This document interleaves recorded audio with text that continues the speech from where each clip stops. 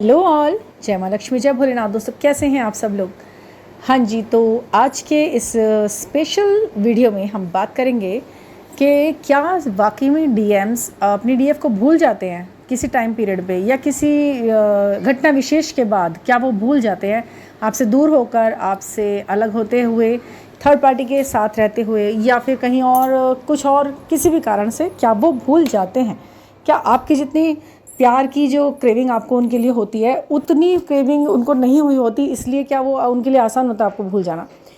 और आज हाँ, एक सेकंड चीज़ आपको इस वीडियो में जो सुनने के लिए आपको मिलेगी वो है, मैं जैसे मैंने आपको पहले भी बताया था एक बार कि मुझे राइटिंग का शौक़ है, पोइट्री राइटिंग का। मैं पहले पोइट्री भी लिखा करती थी, छोटे बच्चों की बुक्स में भी मेरी पोइट्रीज़ काफ़ी हिंदी की, इंग्लिश की पोइट्री छपी हैं। और वैसे भी मैं अपने पर्सनल, मेरा खुद का भी ये एक पैशन था मुझे शुरू से ही कि पोइट्री लिखनी है, पोइट्री लिखनी है। मेरी कुछ बुक्स में भी लिखी हैं मेरी पोइट्रीज़, वो मैं आपके साथ शेयर करूँगी। और आज मैं अपनी ही एक लिखी हुई पोइट्री, मिलावट का ज़माना है, बहुत इंटरेस्टिंग पोइट्री है। मैं इसे खुद पढ़ती हूँ ना तो मुझे भी मुझे अच्छा लगता है, हंसी आती है, क्योंकि इसमें मैंने कुछ अलग ही ढंग से मिलावट के ज़माने के बारे में बातें की हुई हैं। तो ये मैं रिव्यू आपके से भी चाहूँगी कैसे आपको लगी। इंटरेस्टिंग है, इंटरेस्टिंग लगे अगर आपको, मेरी कोशिश है कि लगे, तो आप मुझे ज़रूर बताइएगा, ठीक है ना। ये आज 2 डिस्कस करेंगे पॉइंट्स, ठीक है। तो पहला हमारा जो आज का पॉइंट है वो यही है कि क्या डीएम्स डीएफ्स को भूल जाते हैं। तो भाई नहीं, ऐसा कभी नहीं हो सकता कि वो रियल में आपके डीएम है, रियल में आपके ट्विन फ्लेम है, आपका हाफ सोल है, आपका हाफ पार्ट है, और वो आपको भूल जाए। ऐसा नहीं हो सकता, क्योंकि ये तो बिल्कुल ऐसा है ना। क्या आप खुद को भूल सकते हैं कभी जीवन में, या अपनी सोल को भूल सकते हैं, अपनी डिज़ायर्स को भूल सकते हैं, अपनी इच्छाओं को मारकर अपने आप को, जब तक आप जीवित हैं। ये माइंड याद करना और भूलना तो माइंड का काम होता है ना, वैसे देखा जाए तो नॉर्मली, लिटरली कुछ चीज़ याद करनी है या कुछ चीज़ भूल गए हैं तो वो माइंड से होता है, ठीक है। तो याद भी माइंड में आई, भूले भी माइंड में। लेकिन जब आप किसी के बारे में ऐसे सोचते हैं कि मैं उसे भूल गया, क्या नहीं, वो आपकी आत्मा में है, आपके आत्मा में है, वो उनके भी आत्मा में है।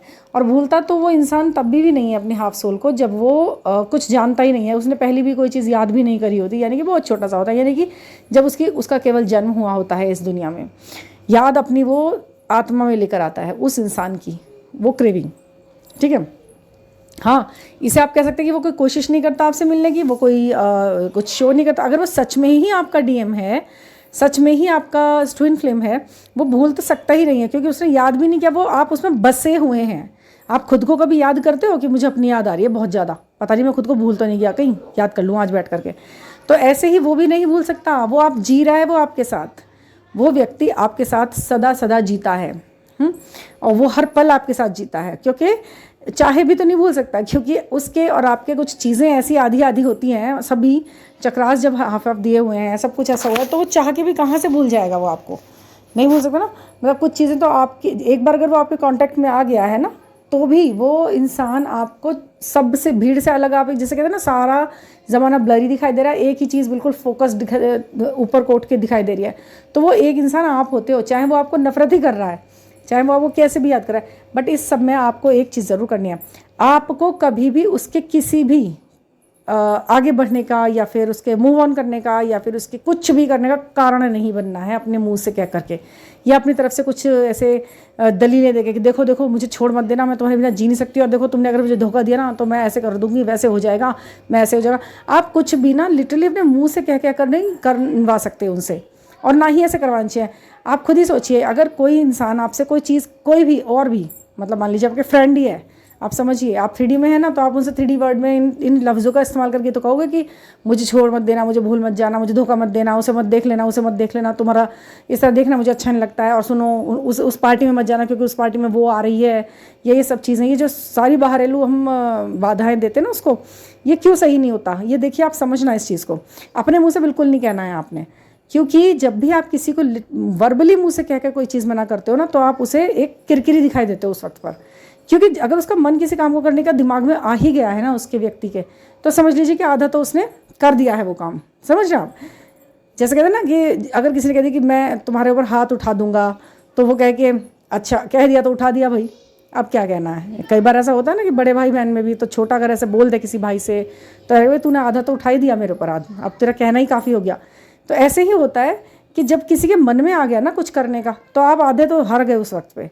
और हार भी क्या गए, उसके खुद के कुछ लेसन्स हैं जिनकी वजह से वो आगे बढ़ रहा है, जो भी है अपने मुंह से नहीं कहेंगे आप। लेट हिम गो, उसे कर लेने दीजिए, लेट हिम डू। जो करके देखना चाह रहा है कर ले भाई, मेरी तरफ से फ्री है।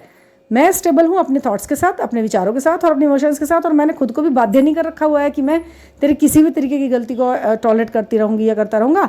ठीक है, जब तक मुझसे होगा मैं तब तक करूँगा, बाकी आगे मेरे जो भी उद्देश्य मेरे सामने आएंगे अपने जीवन के, अपने उद्देश्यों के, मैं उन पर आगे बढ़ूँगा। ठीक है ना। और एक छोटी सी बात मैं यहाँ मेंशन करूँगी कि हमें अगर किसी पे गुस्सा आ रहा है, मान लीजिए आपको ही अपने डीएम पर गुस्सा आ रहा है, या किसी और सोलमेट पर या किसी फ्रेंड पर आपको गुस्सा आ रहा है, तो देखिए ये जो चैनल होते हैं या फिर ये जो हमारी बातें हैं, ये जो ट्विन फ्लेम जर्नी की बातें हैं या किसी और भी स्पिरिचुअल पाथ पर चलने की बातें हैं, ये आज के डेट में देखते हुए हम हर किसी भगवान को मानते हैं, हर किसी के बताए हुए आदर्शों पर चलते हैं, और अच्छे आदर्शों पर, है ना। तो वो भी हमें ये नहीं बताते कि आपको हर चीज़ एक ही तरीके से सॉल्व करनी है, यानी कि एक ही फॉर्मूला सब सवाल सॉल्व कर देगा। ऐसा किसी भी चीज़ में नहीं है, चाहे आप विज्ञान, ज्ञान, दर्शन शास्त्र, युद्ध क्षेत्र या किसी भी चीज़ में देख लीजिए, एक ही फॉर्मूला हर जगह नहीं लगता। ठीक है, यही बात कि मैं एक गाल पे चाटा मारे कोई तो दूसरा गाल आगे कर दूँ, से आज़ादी नहीं मिलती। जब तक भगत सिंह जैसे मतलब जोश और खरोश वाले लोग नहीं थे, युद्ध भी नहीं जीते जाते अगर कृष्ण जी जैसे सारथी साथ नहीं होते। समझ रहे हैं आप क्या कहा था कृष्ण जी ने? एक याद है ना आपको शिशुपाल वाली घटना कि भाई 99 गालियाँ तुम दोगे तो मैं उन्हें बर्दाश्त करूँगा, 101वीं गाली, या जो एक लिमिट रख दी थी उन्होंने कि इसके बाद मैं तुम्हारा जो है सर तुम्हारे धड़ से अलग कर दूंगा। तो क्या था वो कि आपको गलत के खिलाफ आवाज़ उठानी है। तरीका क्या होना है आपका वो आप खुद डिसाइड करेंगे। वो ही तरीका जो आप अपनाएंगे ना वो है आपका पाप या पुण्य। हम कहते हैं अपने एंगर इश्यूज़ पे वर्क कीजिए। ठीक है, मैं कहती हूँ ठीक है, एंगर इश्यूज़ पे वर्क कीजिए, शांत रहिए, काम रहिए। बड़ी बड़ी समस्याओं को तो समाधान यूं ही चुटकियों में कर लीजिए। आपकी शांति, आपका संयम, आपका संतोष, आप जानते भी हैं मेरी वीडियोस से, आप यही सुनते होंगे। बट कभी कभी ऐसा हो जाता है कि हम इंसान ही हैं, हम 101 गलती बर्दाश्त कर सकते हैं, बट हम क्या करेंगे अगर कुछ गलत है तो इसे ठीक है एक समझाने वाली लैंग्वेज में उसको हम उसे बताएंगे कि गलत है। ठीक है ना, अपनी लिमिट्स ना क्रॉस करते हुए। ठीक है, अपनी लिमिट्स में रहते हुए, दूसरे को हार्म भी नहीं हो रहा है, उसकी जितनी बुद्धि है वो उतना ही काम कर रहा है। ठीक है, उसे लिखने वाले को, इसे कहने वाले को ये भी तो होना चाहिए ना कि मैं जिस इंसान पर ये कीचड़ या पत्थर फेंक रहा हूँ उसके पास ऑलरेडी बहुत सारे फूल इकट्ठे पड़े हैं वहाँ पर, है ना। मेरा एक छोटा सा कंकड़ फेंका हुआ वाकई में उस पर कोई वर्क नहीं करेगा, हाँ बिल्कुल नहीं करेगा, पर फिर भी ये कंकड़ क्यों आ रहा है इसका विरोध या इसका क्वेश्चन करना आपका हक हो सकता है। ठीक है ना। और उसे कहने का तरीका भी आपका अपना होता है, किस तरह आप कह रहे हैं। आप without any abusive language use कर रहे हुए आप उसका विरोध कर रहे हैं, तो क्या हुआ इसमें। ठीक है, करना है जिसका काम सुनना, जिसका काम है जितना सुना जाएगा उतना ही सुना जाएगा, बाकी उसको बताया भी जाएगा कि भाई ये चीज़ गलत है, ऐसे नहीं होना। तो उसे एंगर इश्यूज़ नहीं कहते, उसे सॉल्यूशन करने का एक दूसरा तरीका कहते हैं किसी चीज़ को रोकने का। बाकी तो इंसान वही करेंगे जिसकी जितनी बुद्धि है वो उतना ही वहाँ पर करता रहेगा। ठीक है, अच्छा, और हाँ जी, आज की जो मेरी एक स्पेशल आपके लिए एज अ गिफ्ट समझ लीजिए, मैं जो अपने ही द्वारा लिखी हुई पोइट्री मिलावट का ज़माना है मैं आपके सामने प्रस्तुत करने जा रही हूँ। अच्छा लगे तो प्लीज़ इस पर आप कमेंट ज़रूर कीजिएगा। ठीक है ना। ये पोइट्री मेरी मिलावट का ज़माना है, मिलावट के ऊपर है, और अच्छी लगे तो आप प्लीज़ बताइएगा। जैसा कि आजकल के ज़माने में हो रहा है, ये उसी को देखते हुए बनाया हुआ है। थोड़ा सटायरिक ढंग से है, थोड़ा हिलोरियस ढंग से है, थोड़ी सी ह्यूमरस भी है। ठीक है, सुनिए। क्यों कर रहे हो उम्मीद सादगी की, ये तो मिलावट का ज़माना है। कुछ लेकर कुछ देकर बेचने हैं ये सौदे, कि झूठी शान से घरों को सजावट का ज़माना है। मत करो उम्मीद सादगी की कि ये मिलावट का ज़माना है। घपलों से भरी ये दुनिया चालाकियों और चलावट का ज़माना है। मत करो उम्मीद सादगी की कि ये मिलावट का ज़माना है। कि छुपा लेते हैं बड़ी से बड़ी कमियों को के निशान भी बड़ी आसानी से, ये तो बस ऊपरी दिखावट का ज़माना है। क्यों कर रहे हो उम्मीद सादगी की, ये तो मिलावट का ज़माना है।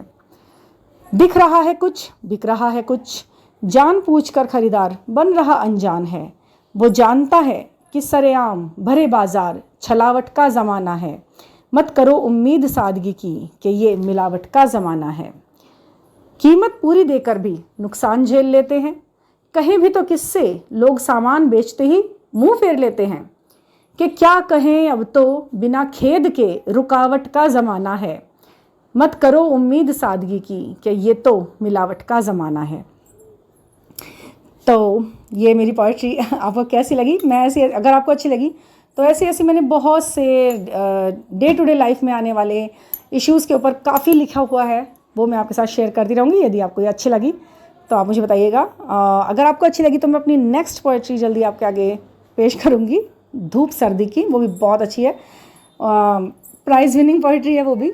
मैंने जहाँ भी उसको सुना, यहाँ पर होते हैं समारोह वगैरह में, जब मैं पार्टिसिपेट करती हूँ तो मैं वहाँ पर करती हूँ, तो मैं आपके साथ भी उसे शेयर करूँगी। और अच्छी लगी तो थैंक यू फॉर लिसनिंग, और सपोर्ट करने के लिए, सब्सक्राइब करने के लिए, और साथ देने के लिए, और प्यारे प्यारे कमेंट करने के लिए आप सबका बहुत बहुत दिल से धन्यवाद। Thank you for listening.